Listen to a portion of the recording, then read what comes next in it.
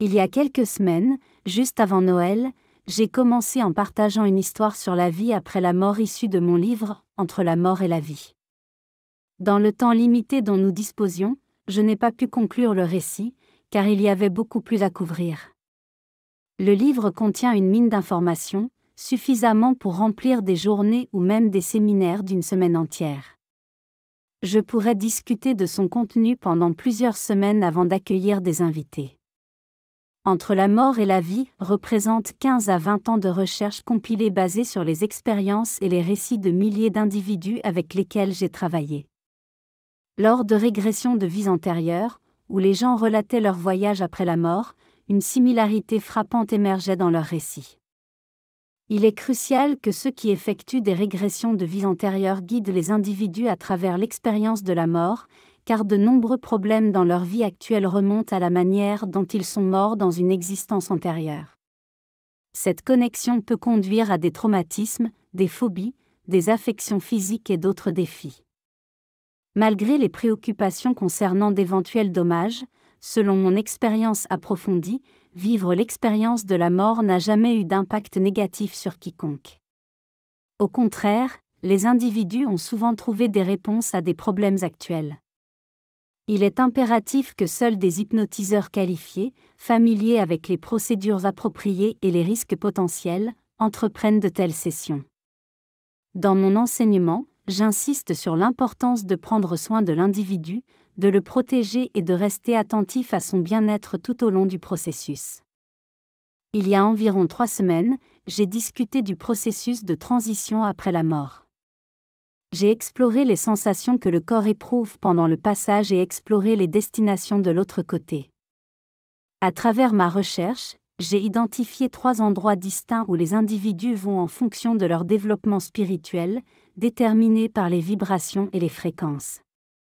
La progression est limitée par les capacités de chacun, et monter vers des niveaux supérieurs, où résident les maîtres, nécessite une préparation et l'achèvement des leçons de vie. La vie, en essence, est comparée à une école, permettant de redoubler mais pas de les sauter. L'avancement est lié au développement personnel, et il est courant de revenir pour des leçons inachevées. En traversant, les individus se trouvent dans un lieu compatible avec leur état spirituel. Dans ma discussion précédente, j'ai mis l'accent sur le premier niveau, l'astral inférieur, habité par des esprits liés à la Terre. Ces esprits, souvent inconscients de leur essence spirituelle, étaient des individus décédés des suites d'une overdose de drogue ou de décès liés à l'alcool. Ils résidaient dans les échelons inférieurs, sans comprendre l'existence de leur âme. Malgré leur départ terrestre, beaucoup restaient attachés à ce royaume. J'ai également abordé le rôle des guides, présents tout au long de la vie d'un individu. Ces guides, que j'ai appelés « accueillants », accompagnent les âmes après la mort, les conduisant vers leur destination désignée. Cependant, certains esprits liés à la Terre sont inconscients de ces guides, essayant sans cesse de réintégrer l'existence physique. Leur attachement au monde physique familier découle d'un manque de conscience du développement spirituel et des niveaux supérieurs au-delà. Par conséquent, ils se retrouvent piégés dans un cycle de tentatives répétées de retour au monde matériel. J'ai également abordé l'astral intermédiaire, souvent assimilé au concept de paradis par beaucoup. Ce royaume reflète la vision idyllique du paradis, avec des paysages pittoresques parsemés de maisons sur les collines. Dans ce havre éthéré, les individus peuvent choisir n'importe quelle demeure, entourée de musique imprégnant l'air et de couleurs au-delà de l'imagination. C'est un lieu où les gens envisagent de passer l'éternité avec leurs familles et leurs amis disparus, le considérant comme une continuation de la vie qu'ils viennent de quitter. Bien que ce soit une expérience bien heureuse, il y a un hic, on ne peut pas y rester indéfiniment. La vie accumule du karma, avec des leçons à apprendre. Rester dans l'astral intermédiaire nécessite de résoudre le karma accumulé et de terminer les leçons de vie. Finalement, les individus doivent passer en revue leur vie avec leur guide, maître et aîné. Ce processus implique de réfléchir à ses actions et à leur impact sur les autres. Il n'y a pas de figure jugementale externe, pas de force punitive jetant quelqu'un en enfer, comme le suggèrent certains enseignements religieux. Au lieu de cela, les individus s'évaluent eux-mêmes, reconnaissant les conséquences de leurs actions. L'auto-jugement est un aspect profond, où les individus reconnaissent leurs actes, comprenant la nécessité de restitution. Ils reconnaissent la douleur causée aux autres et acceptent volontiers de revenir pour résoudre les dettes karmiques contractées. Le processus implique l'autodétermination, les individus écrivant essentiellement leur propre scénario pour la vie suivante. Ils deviennent leurs juges les plus sévères, établissant les termes de leur propre châtiment. L'un des moyens les plus rapides de dissiper le karma, bien que pas nécessairement le plus facile, est le pardon. Lâcher prise, couper les liens avec les griefs du passé et refuser d'y penser accélère la résolution karmique. Il est souligné que s'attacher à la rançure signifie répéter le cycle avec les mêmes individus dans les vies futures. Ce processus nécessite de se pardonner à soi-même, une étape difficile pour beaucoup. Cependant, ce pardon de soi est essentiel pour faciliter le voyage, rendant les vies suivantes ou le reste de cette vie plus gérable, alors que les individus passent à une existence différente. Poursuivant notre exploration à travers les plans astraux, nous avons atteint l'astral supérieur, un segment qui me touche particulièrement. J'envisage cela comme un aperçu de ce que le paradis pourrait vraiment être, rempli de fascination et d'émerveillement. Dans nos discussions précédentes, j'ai détaillé le complexe du temple de la sagesse dans l'astral supérieur. Ce complexe comprend divers éléments, dont le temple de la guérison et la salle de la tapisserie, cette dernière représentant la complexe tapisserie de la vie. Je m'abstiendrai de répéter trop d'informations, car vous pouvez vous référer à la discussion précédente pour plus de détails sur le temple de la guérison et la symbolique profonde incarnée dans la tapisserie de la vie. Cette tapisserie complexe illustre comment chacun de nous, représenté par un fil, est entrelacé avec les vies que nous avons menées. Les fils se croisent et se touchent, symbolisant l'impact profond que les individus ont les uns sur les autres à travers plusieurs vies. Elle souligne notre interconnexion, illustrant que chaque action se propage à travers le collectif, influençant l'ensemble. Les leçons de ces expériences astrales ont le potentiel d'apporter des changements positifs profonds à notre monde. Si largement comprises, ces enseignements pourraient être en accord avec les principes que Jésus préconisait, mettant l'accent sur le pouvoir de l'amour pour résoudre les défis contemporains.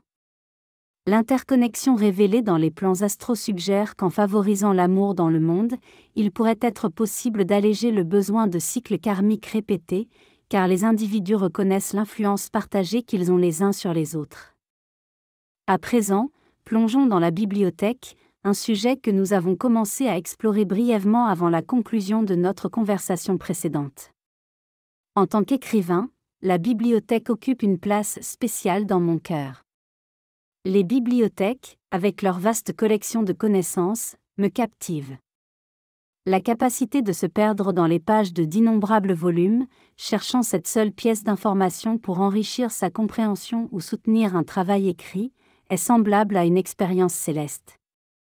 La quête du savoir et la joie de la recherche dans la bibliothèque symbolisent une profonde appréciation de l'apprentissage et de la richesse d'informations disponibles pour ceux qui les recherchent. Dans le complexe du temple de la sagesse, mon concept personnel du paradis s'aligne avec une vaste bibliothèque. Ce dépôt extraordinaire contient des volumes détaillant chaque événement, passé et futur, sur n'importe quel sujet connu ou inconnu. La masse d'informations est stupéfiante.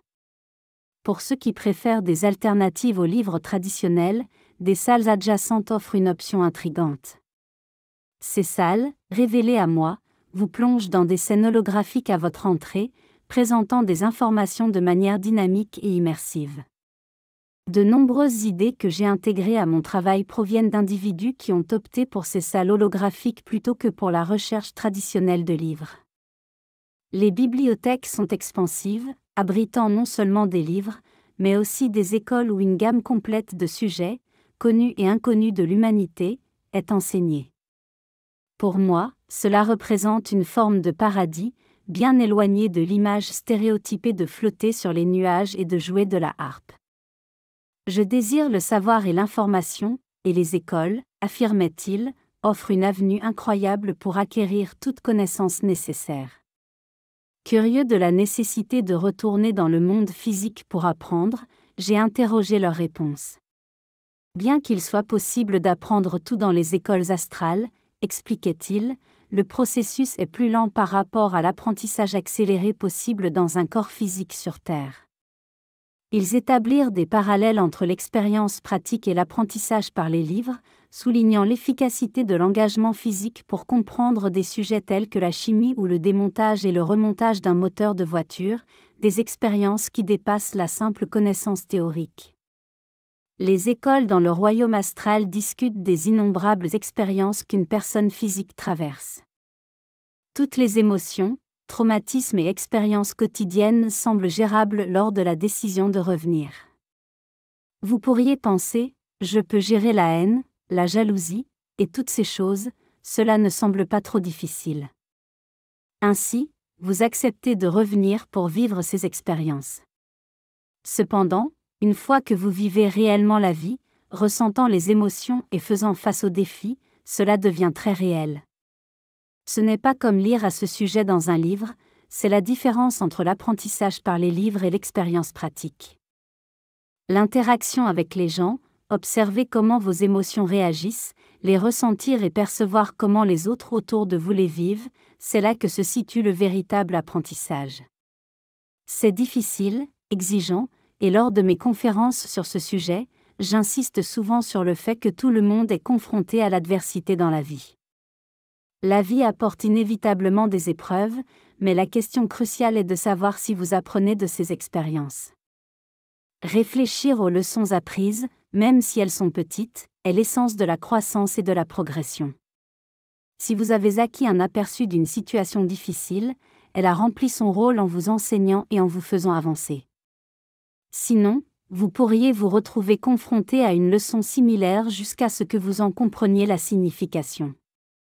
Avant de revenir, les individus concluent des contrats avec ceux avec qui ils partagent des liens karmiques, visant à remplir ces obligations. L'espoir est de rembourser les dettes karmiques au cours de la vie actuelle. Avant de se réincarner, les individus détaillent leurs plans et intentions dans un contrat, envisageant ce qu'ils espèrent accomplir.